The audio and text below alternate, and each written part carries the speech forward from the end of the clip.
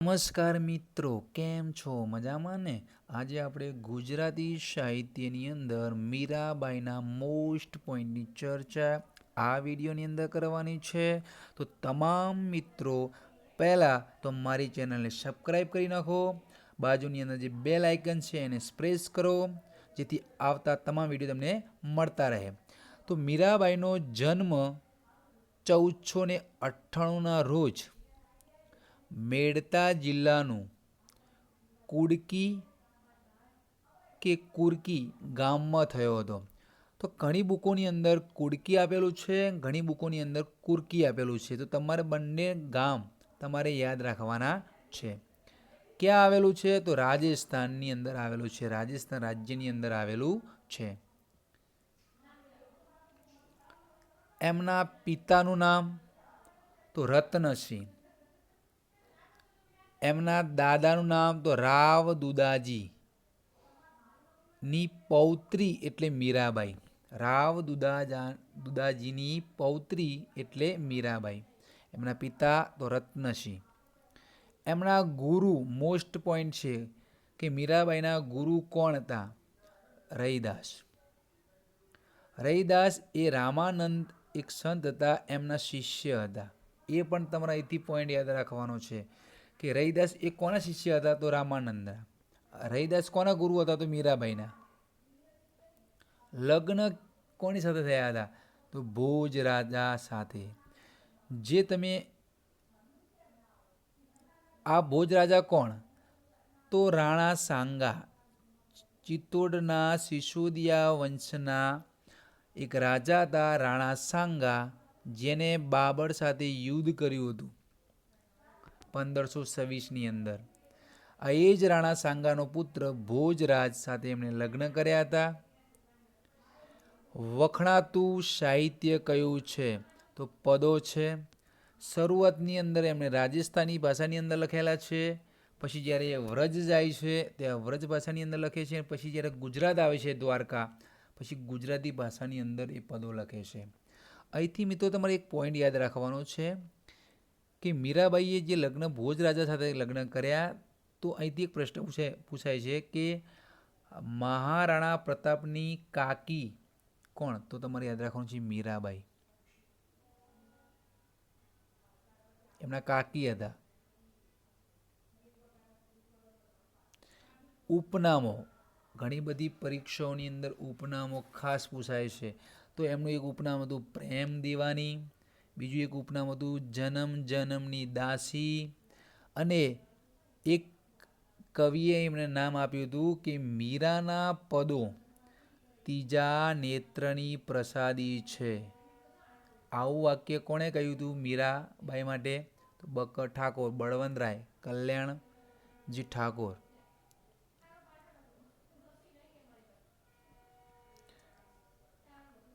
હતો નરસિંહ મીરા ખરા ઇલ્મી ખરા સુરા.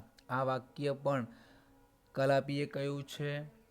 એમનું પૂરું નામ છે સુરજી તખ્તજી ગોહિલ, જેમનો જન્મ અમરેલી જિલ્લાના લાઠી તાલુકાની અંદર થયો હતો. એક રાજવી પરિવારની અંદરથી બિલોંગ કરે છે. એક રાજવી હતા ગોહિલ વંશના. મુગલ બાદશાહના સમકાલીન છે. અકબર, બાબર, અકબર અને હુમાયું ના સમકાલીન છે મીરાબાઈ. એ પણ તમારે યાદ રાખવાનું છે. ખાસ નોંધની અંદર વાત કરીએ તો એકવાર એક સાધુ મેળતાની અંદર આવે છે અને દુદાજી એટલે એમના દાદાને મળે છે, અને તેમને એ જે સાધુ છે ભેટ આપે છે. શું આપે છે? તો એક કૃષ્ણની મૂર્તિ આપે છે, ભેટ આપે છે. તો આ મૂર્તિ મીરાને ગમી જાય છે. શરૂઆતમાં તો ના પાડે છે દુદાજી કે તું પડી જશે, તારા હાથમાંથી તૂટી જશે, એને અડવું નહીં. પરંતુ ધીમે ધીમે મીરાને આ મૂર્તિ ગમી જાય છે અને મનમાં વસી જાય છે. એના મનની અંદર મીરા માટે આ મૂર્તિ એ જીવનનું અસ્તિત્વ બની જાય છે.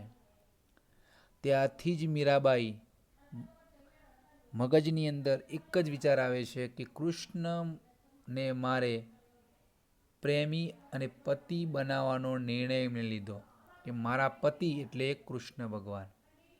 એ પહેલાં પણ એક ઘટના બને છે, જ્યારે પતિ બને એ પહેલાં, કે એકવાર એમના વિસ્તારની અંદર એક વરઘોડો જતો હોય છે લગ્નનો, વરરાજાનો. તો આ દ્રશ્ય મીરાબાઈ જોઈ રહ્યા હોય છે. ત્યારે એની માતાને પૂછે છે, આ વરઘોડો કોનો છે, એના ઉપર બેઠું એ કોણ કહેવાય? એટલે કે વરરાજા. તો મીરા પૂછે છે તો કે મારે પણ વરરાજા હશે, મને પણ આવો વરઘોડો ઘોડા પર બેસીને મને લેવા આવશે? ત્યારે એની મા ઉતાવળમાં અને મજાકમાં કહે છે કે તારા તો પતિ પેલા બેઠા જે મૂર્તિની અંદર છે કૃષ્ણ, એ તારા પતિ છે. ત્યારથી મીરાબાઈને કૃષ્ણને પોતાના પતિ બનાવવાની નિર્ણય લે છે. એ જ મારા પતિ છે. મીરાની માતાનું અવસાન એ મીરાબાઈ જ્યારે નાના હોય છે ત્યારે થાય છે, અને મીરાબાઈના જીવનની અંદર એમનો મહત્વનો ભાગ છે, એમને ખૂબ મદદ કરી હોય છે. મીરાબાઈએ એક ગીત ગાયું હતું કે બીજાને મીંડણ નહીં બાંધું. આ ગીત એમણે ગાયું હતું. છતાં પણ એમના લગ્ન બીજી જગ્યાએ થાય છે. મેં તમને આગળ વાત કરી ભોજ રાજા સાથે. પરંતુ થોડો સમય પછી મીરાબાઈના જે પતિ છે ભોજરાજનું અવસાન 1521ની અંદર થઈ જાય છે. એ પહેલાં પણ એક ઘટના છે. જ્યારે લગ્ન કરીને આવે છે તો મીરાબાઈ કૃષ્ણની ભક્તિની અંદર લીન થઈ જાય છે, ભજનો ગાય છે. તો એમના જે સુશોધ્યવધના જે રાજાઓ છે એમને ગમતું નહીં. તેથી એના જે પતિઓ છે એ પોતાના નગરની અંદર, એટલે પોતાના ઘરની અંદર, મહેલની અંદર જ એક કૃષ્ણ ભગવાનની મૂર્તિ બનાવી દે છે, જ્યાં મીરા ભજનો ગાય છે.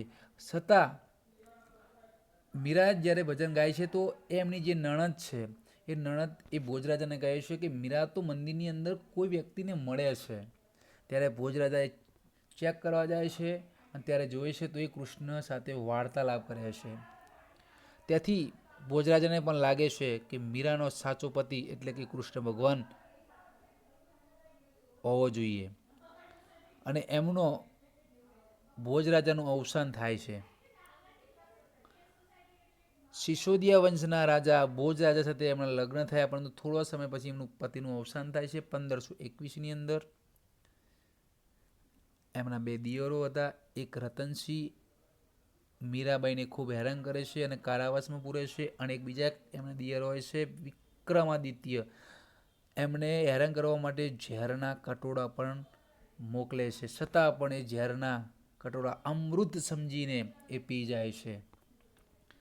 મેવાડથી કંટાળીને તેઓ મેળતા આવે છે, વૃંદાવન પણ ગયા હોય છે, અને અંતે એ દ્વારકા જાય છે, અને ત્યાં કૃષ્ણ ભગવાનની જે મૂર્તિ છે એની અંદર લુપ્ત થઈ જાય છે, એટલે કે લીન થઈ જાય છે.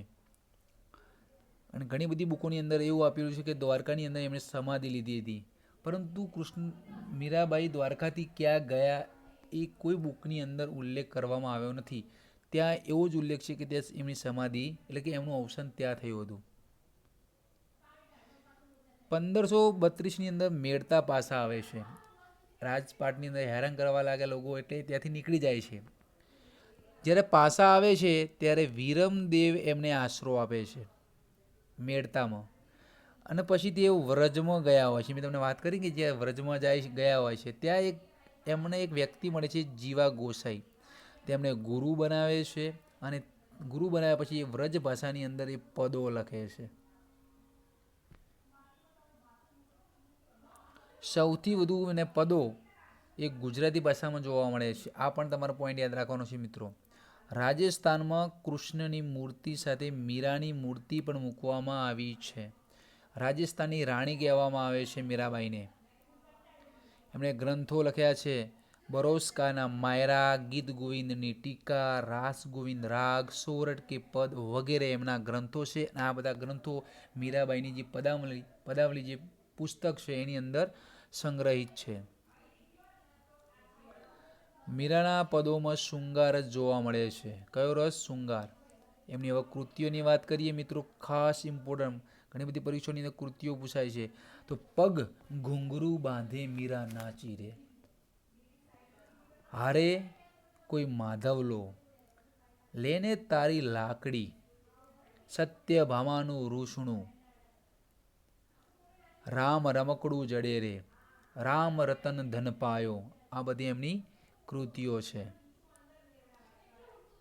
બીજી ઘણી કૃતિઓ છે ધોરણ 9ની અંદર છે, 11, 12 પુસ્તકની અંદર ગુજરાતી વિષયની અંદર પણ ભણવાની આવે છે.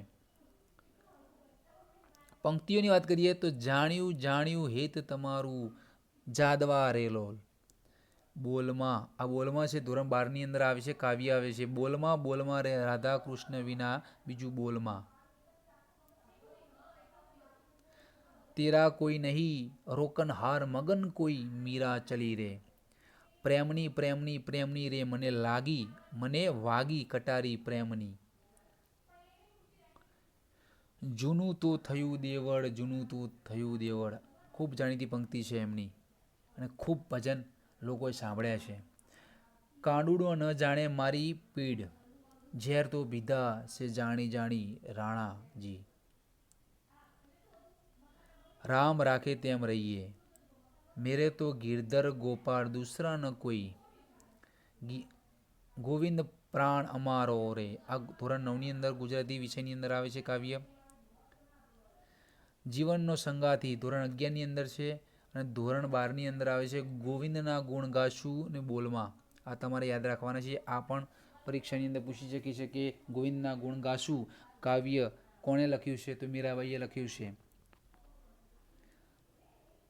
અન્ય આપણે થોડું જોઈ લઈએ, અન્ય પ્રશ્નો છે જે એક્ઝામ માટે મહત્વના છે. કે આખ્યાન લખનાર સૌ પ્રથમ સૌરાષ્ટ્રના કોઈ કવિ હોય તે સૂરદાસ છે.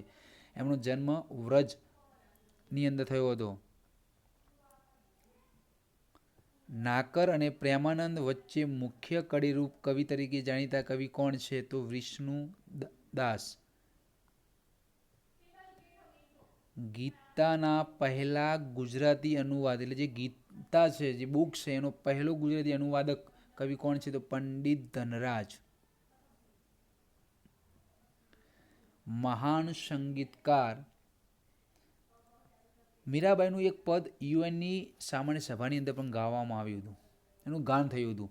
એ મહાન સંગીતકાર છે સુબ્બુલક્ષ્મીએ 1966માં યુએનની જે સામાન્ય જે સભા છે યુનાઇટેડ નેશન, એની અંદર મીરાના પદનું ગાન કર્યું હતું. એ ગીત હતું હરી તુમ હરો જનકી ભીર. આ ગાન કર્યું હતું. તો એક્ઝામ માટે મહત્વનો પોઈન્ટ છે, બ્રિલિયન્ટ પોઈન્ટ છે. મીરાબાઈના પદો એ ભક્તિ રસનો ફુવારો છે. આ વાક્ય કોણે કહ્યું હતું? તો નિરંજન ભગતે કહ્યું હતું. એ પણ ગુજરાત સાહિત્યના કવિ છે નિરંજન ભગત. મીરાબાઈના પદો એ ભક્તિ રસનો ફુવારો છે, આવું કહ્યું હતું. તો આ બધા જે પોઈન્ટ છે એક્ઝામ માટે મહત્વના છે.